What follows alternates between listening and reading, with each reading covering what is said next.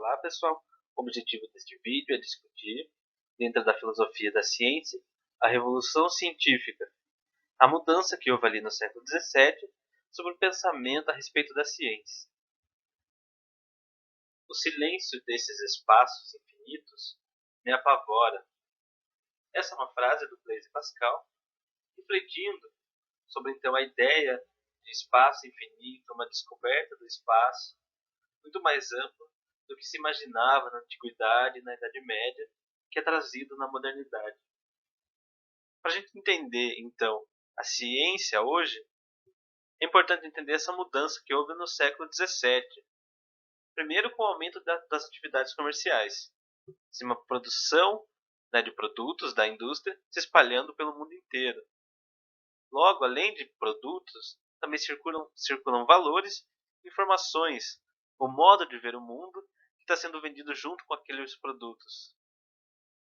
E nesse momento você tem também as cidades crescendo, cidades ganhando força, o urbano começa a ter mais relevância que o rural. Não, obviamente, que tenha acontecido isso no século XVII, é um processo anterior, mas começa a ganhar mais força.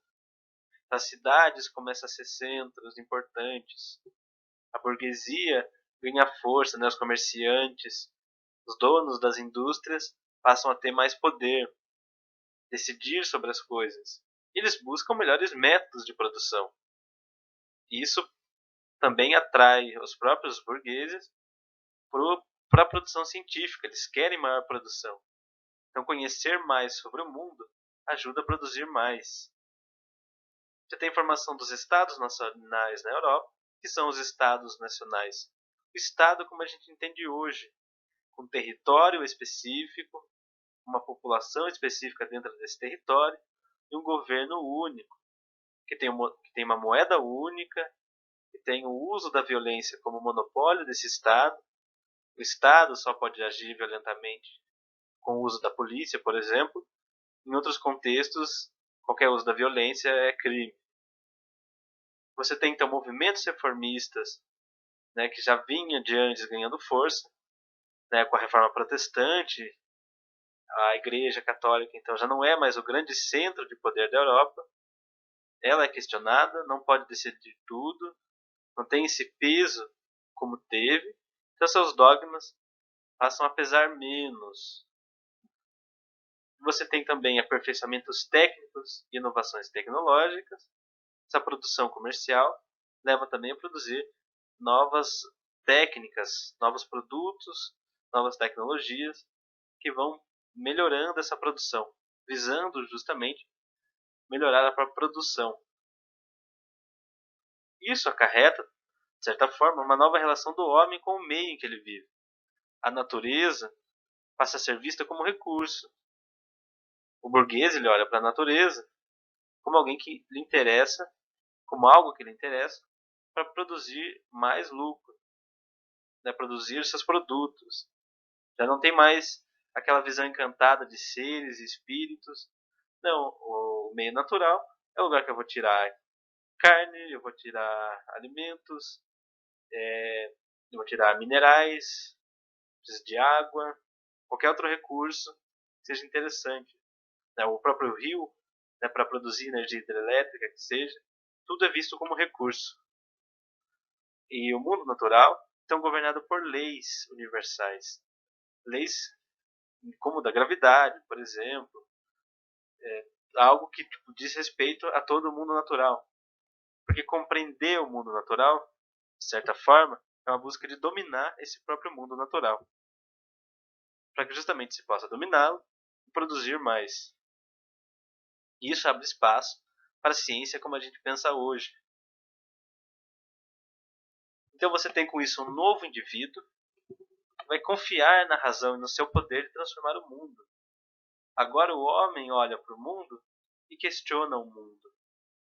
Não é o mundo que diz as questões, mas os homens que dizem suas questões para o mundo, buscam olhar para o mundo, perguntar para o mundo e ver o que o mundo responde para ele.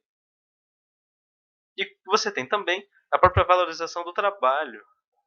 O trabalho que já vinha central nas religiões protestantes, nas igrejas protestantes, de que através do trabalho justamente impede-se de pecar, e a própria ideia de que o trabalho, né, torna o homem um ser digno. Isso vai até em contraposição como a aristocracia se organizava. Para a aristocracia, você ter ócio, você não fazer nada, era justamente provar que você era superior. Nesse novo contexto, não. O trabalho passa a ser valorizado. Eu sou homem porque trabalho. Eu trabalho e com isso eu consigo também não pecar. Eu evito de pecar trabalhando. Eu produzo através do trabalho. Sou dignificado, né, através do meu próprio trabalho. Isso serve também para os cientistas, que vão buscar olhar para o mundo. As pessoas estão querendo conhecer mais, dominar. A ideia até é justamente de conhecimento enquanto poder. E aí, as características centrais desse pensamento moderno, que vai formar a ciência como a gente entende hoje. Primeiro, o antropocentrismo. Antropo, aí quer dizer homem. Opa, o homem.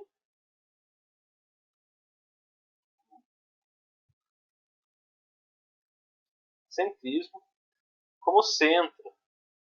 Então, o indivíduo moderno se coloca a si mesmo no centro dos interesses, das decisões. O homem passa a ser central. Já não é o mundo da Idade Média que o centro de tudo era Deus. Agora, o homem ganha mais força, ele está no centro do universo.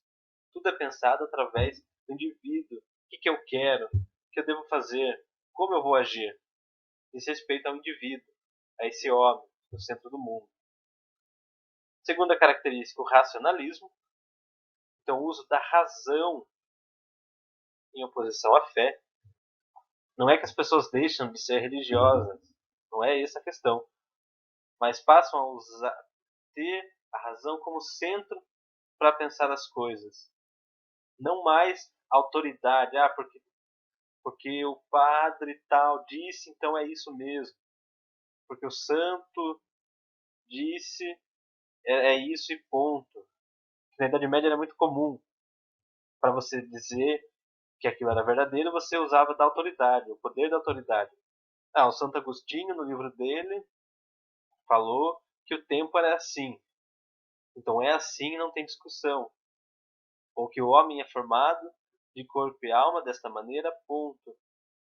Não tem discussão. Ele é autoridade. Ele tem poder. O Aristóteles dizia isso. Se o Aristóteles diz, essa é a verdade. Não. Aqui você usar da sua razão para poder pensar as coisas do mundo, analisar o mundo, comparar as coisas, pensar sobre as coisas. Não mais a fé, tanto na igreja quanto nas autoridades, para pensar o mundo. Então é uma mudança na chave do pensamento. Um saber ativo, justamente a ideia desse conhecimento, não só por conhecimento, mas para poder mudar as coisas. Você tem uma produção industrial aí em questão. Então, para produzir mais coisas, eu preciso conhecer melhor o mundo, entender melhor a lei das coisas. Quanto mais eu sei sobre o mineral, sobre a vida num ecossistema, quanto mais eu sei sobre tudo, sobre os astros, o funcionamento das coisas, melhor para poder, inclusive, transformar as coisas. E pensando através do pensamento da indústria, é melhor até para produzir mais coisas. Então você tem esse saber ativo e até um incentivo a esse saber ativo. Ele é incentivado, porque se busca produzir coisas. A vida na cidade, a vida industrial, exige isso. Não são mais padres pensando como dominou no pensamento da Idade Média. Não que não tenham padres ainda pensando, mas são pessoas também que estão envolvidas nesse mundo da cidade. E o quarto elemento aí, o método. Como eu falei, já não está mais pautado no método da investigação intelectual, naquele modo de se pensar que tem o poder da autoridade, que dominou aí o Aristóteles e a filosofia escolástica, que é a filosofia da Idade Média. Então agora os cientistas se separam, inclusive é aí que tem esse rompimento maior entre ciência e filosofia. Ciência é isso, filosofia é aquilo. tem uma filosofia pensando a ciência, obviamente, porém já não deixam de ter aquela ideia do filósofo como Aristóteles, por exemplo, que falava sobre tudo. Começa até a se especializar um pouco mais. Não exatamente como é hoje é muito mais especializado, mas é um processo que vem daí. Então você separa a investigação filosófica da investigação científica. E a ciência é outra coisa. Tem um método específico, tem interesses específicos, enquanto a filosofia é pensamento, a ciência, então, diz até respeito justamente de saber ativo aí dessa ação. Então o método é outro. É experimental, inclusive. Fazer experimentos. É mais empírico. Tem o domínio desse empirismo dentro da ciência.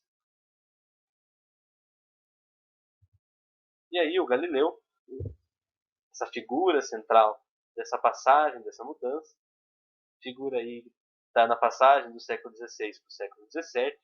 Ele é um físico, astrônomo e filósofo também, ali na Itália. Tem essa concepção moderna de ciência, de observação. A matemática ganha muita força nesse novo contexto. Para produzir, né, conhecer melhor sobre a física, sobre a astronomia, eu tenho que ter conhecimentos matemáticos. A matemática é central. Tudo vira, de certa forma, tudo é calculável. É uma ciência quantitativa, precisa de dados, de números. Então isso rompe com a lógica anterior, com a lógica de que você quer saber por que é assim, com a natureza das coisas. Talvez você não saiba exatamente por quê, mas a questão é justamente como as coisas acontecem. Precisa experimentar, observar, testar, tudo isso, e inclusive com grande ajuda da matemática. Nossa nova física, como eu já comentei, vai usar de novos instrumentos, não é mais uma questão do pensamento, você tem instrumentos muito mais especializados. Então, enquanto Aristóteles, por exemplo, dizia que os corpos pesados caem para baixo, porque esse lugar natural é da sua natureza, a questão para o Galileu não é por que os corpos caem. Os corpos caem, mas como que eles caem? É o que motiva isso. Justamente, então, aí toda a ideia lá da teoria da gravidade, você vai observar isso, que não, tanto faz o peso de um corpo caindo, a força da gravidade para esses dois objetos é o mesmo, desde que não tenha nada atrapalhando. Ele vai, para fazer esses testes, recorrer a técnicas, instrumentos.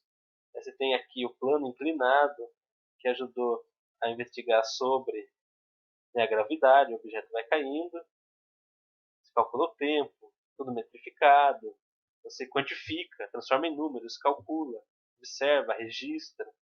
Então, uma nova concepção de ciência começa a ganhar força, uma nova maneira de se fazer ciência, e que, de certa forma, está aí até hoje.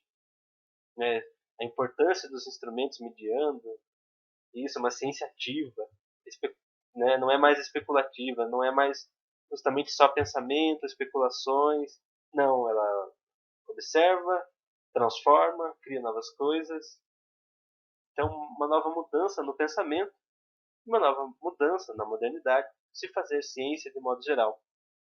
Espero que tenha dado para entender, espero que tenha ajudado. E é isso.